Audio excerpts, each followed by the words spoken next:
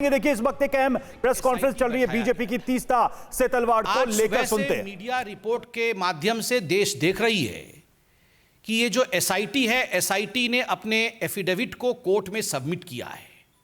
Affidavit ने अपने जांच को कंक्लूड करके ये जो रिपोर्ट रखा है, बहुत सारे सत्य को ये सामने लाती है।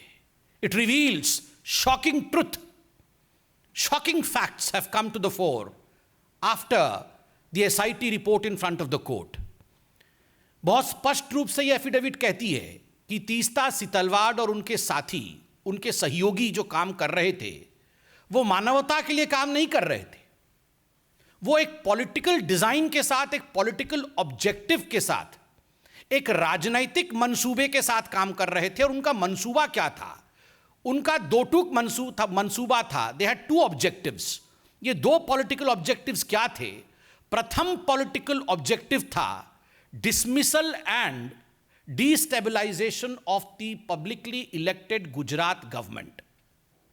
उस समय जो राज्य की सरकार थी गुजरात में, किस प्रकार से उसे बर्खास्त किया जाए और उसे अस्थिर बनाया जाए, यह प्रथम राजनीतिक मनसा, यह प्रथम पॉलिटिकल ऑब्जेक्टिव तीस्ता सितलवाड़ और उनके मित्रों का था, उनके साथियों का था। और जो दूसरा मनसा था, the second political objective was to frame innocent people in Gujarat right 2002, जिसमें आदरणीय प्रधानमंत्री नरेंद्र मोदी जी का नाम भी शामिल है। किस प्रकार से नरेंद्र मोदी जी के नाम को शामिल किया जाए, किस प्रकार से उन्हें अपमानित किया जाए, उनको किस प्रकार से पदच्युत किया जाए, किस प्रकार से उन्हें परेशान किया जाए, ताकि भविष्य का एक लीडर जो भारतीय जनता पार्टी को आगे लेने की क्षमता जिसमें है, उसे रोका जा सके। इस मनसा के साथ तीस्ता और उनके साथी काम कर रहे थे। ये जो पॉलिटिकल ऑब्जेक्टिव था, इसका खुलासा एफिडेविट में हुआ है। एफिडेविट ने स्पष्ट रूप से कहा है कि ये जो कॉन्स्पिरेसी, ये जो षड्यंत्र है, this conspiracy was to malign the image of Gujarat. केवल नरेंद्र मोदी और केवल राजनैतिक दृष्टिकोण से नहीं, गुजरात किस प्रकार से इसमें उसके चित्र को मलिन किया जाए, इमेज ऑफ गुजरात को धक्का पहुंचे, यह षड्यंत्र भी तीस्ता सितलवाड़ और उनके साथी कर रहे थे। और दुख का विषय, जो हम कह रहे थे, जो हम सोच रहे थे, जिस पर डिबेट और डिस्कशंस होते थे, आज एफिडेविट में वो हकीकत सामने आया है कि षड्यंत्र तो हुआ, षड्यंत्र के रचयिता कौन थे? Who were the ones who were driving these conspiracies?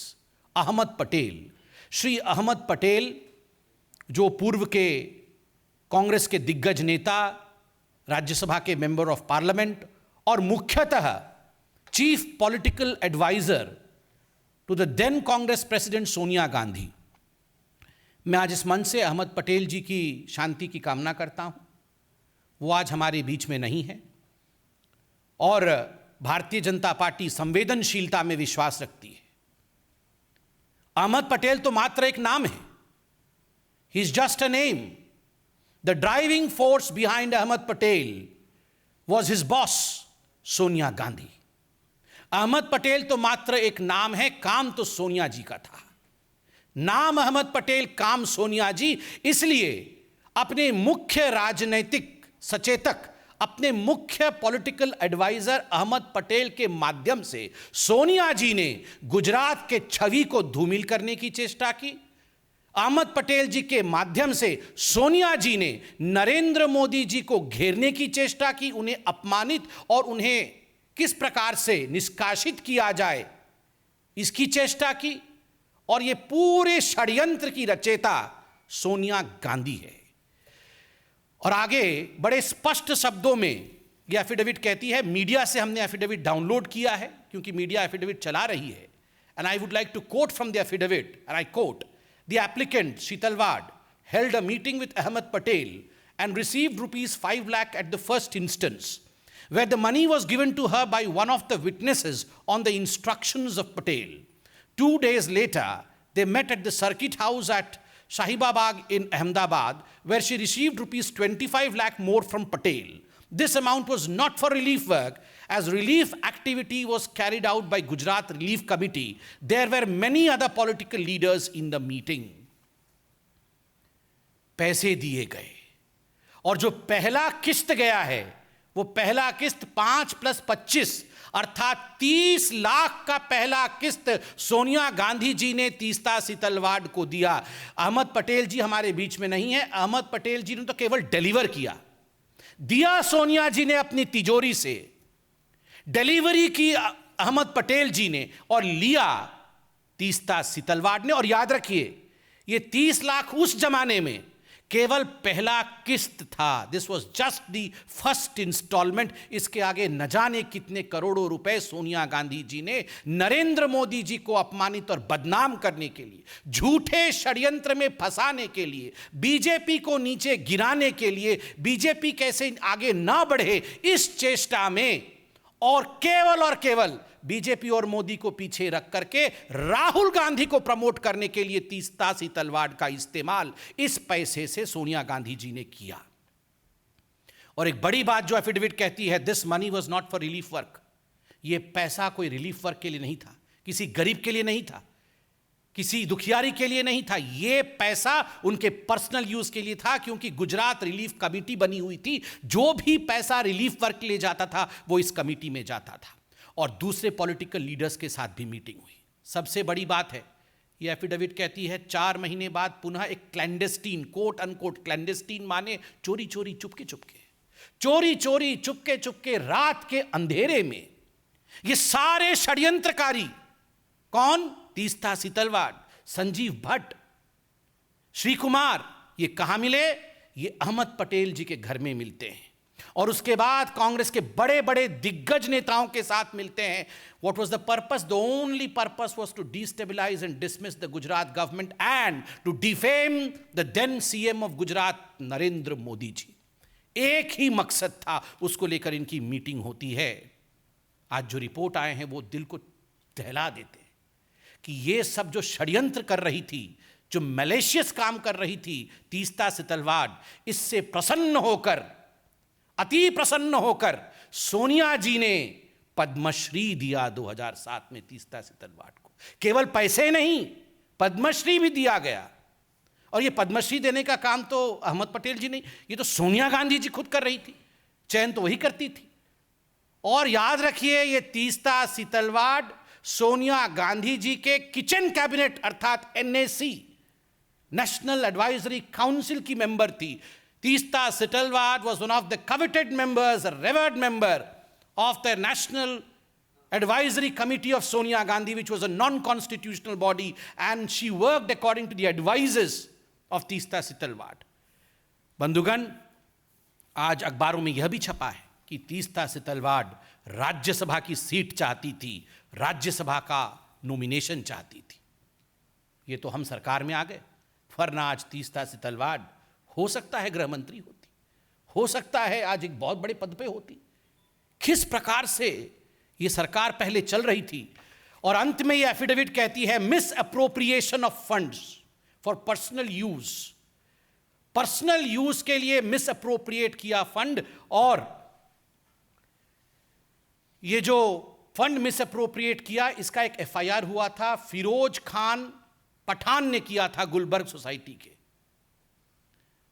Gulberg society के खुद फिरोज खान पठान ने किया था कि पैसा तो हमारे नाम पे इकट्ठा किया, म्यूजियम बनाएंगे ऐसा कहा, किंतु ये सारे पैसे आपने खर्च किए अपने ऊपर। और मैं आज एक मोटा सा दस्तावेज लेके आया हूं। ये जो दस्तावेज है, ये बीजेपी का दस्तावेज नहीं, ये हाई कोर्ट ऑफ गुजरात का जजमेंट है। आप सोचिए जरा, सुनिए जरा, मैं पढ़ता हूं।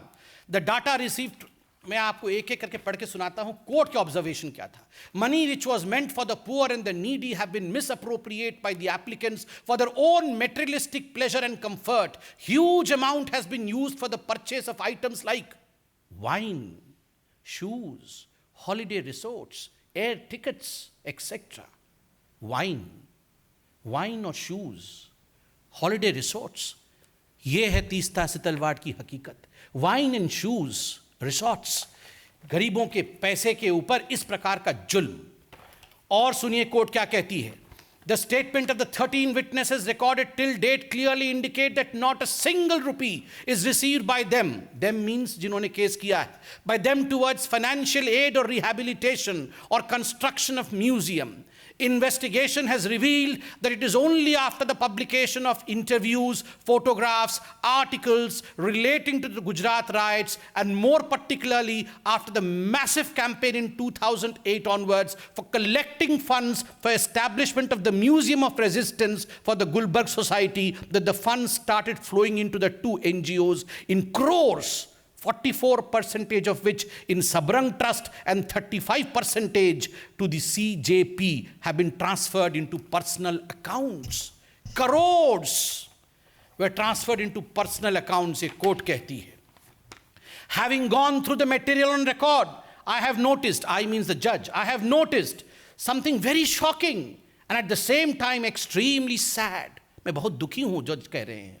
There are serious allegations against the applicants of misuse and misappropriation of huge amount received by them through various donors. The money which should have gone to the poor and the needy appears to have been prima facie misused for their personal pleasure and comfort. Personal pleasure और comfort के लिए ये पैसा इस्तेमाल किया गया. बंधुगण, हमारी ये सरकार, मैं आज बीजेपी को भी धन्यवाद देता हूँ. मैं तो एक बीजेपी का साधारण, हम दोनों जो बैठे हैं साधारण कार्यकर्ता हैं, मगर इस विराट पार्टी को आज हम भी धन्यवाद देते हैं. Not through vengeance but through patience we work. कभी भी बदले के भाव के साथ नहीं, धैर्य के साथ ये पार्टी काम करती है. और आज जो उक्ति हजारों करोड़ों साल से कहा जाता है, भगवान के घर में देर है मगर अंधेर नहीं, ये सारे एफिडेविट, ये सारे जजमेंट आज ये प्रूव करता है कि अगर धैर्य रख के काम किया जाए, बदले के भाव से काम नहीं किया जाए, तो ऊपर वाला भी, the supreme consciousness yields, he listens, और सच्चाई सामने आती है. Truth has the uncanny habit of revealing itself. It may be late but ultimately truth reveals itself. And the truth is the driving force behind the conspiracy was Sonia Gandhi.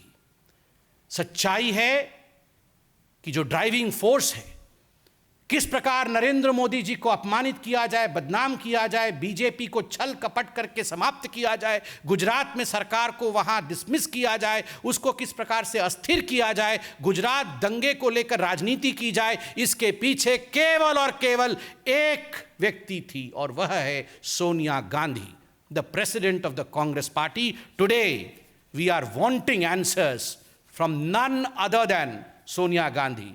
No Jairam Ramesh would suffice in answering this. Jairam Ramesh ji को एक कागज release कर देंगे और इनके कागजों की हकीकत तो हम 3 दिन से देख रहे हैं.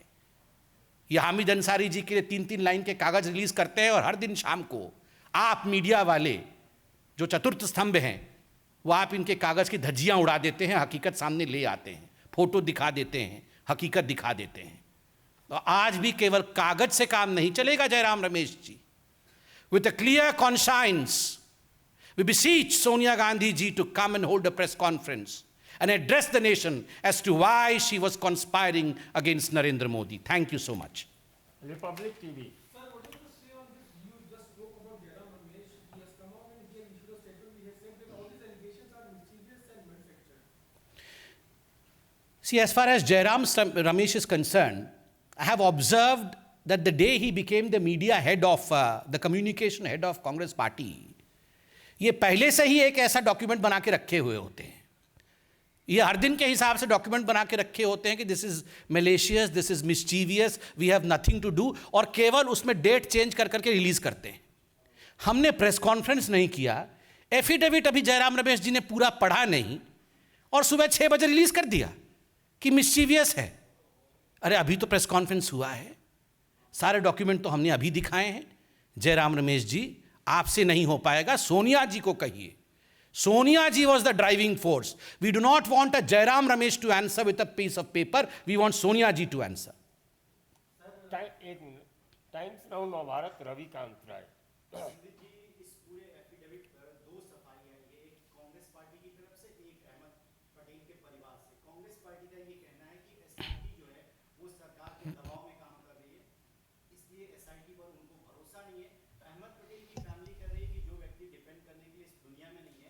उसका भी इस्तेमाल गुजरात इलेक्शन के लिए किया जा रहा है, क्योंकि संबित पात्रा इसलिए जिक्र कर जयराम देखिए, रमेश का पहला बार मैं बार उत्तर संबित देता पात्रा हूं, इसलिए जो जिक्र आपका कर रहे हैं प्रश्न क्योंकि था, बीजेपी के हमले का आपसे कांग्रेस थोड़ी देर पार्टी पहले की सफाई कांग्रेस की तरफ से जब जवाब आया तो कांग्रेस नेता जयराम रमेश सामने आए और कहा कि बीजेपी के सभी आरोप गलत हैं।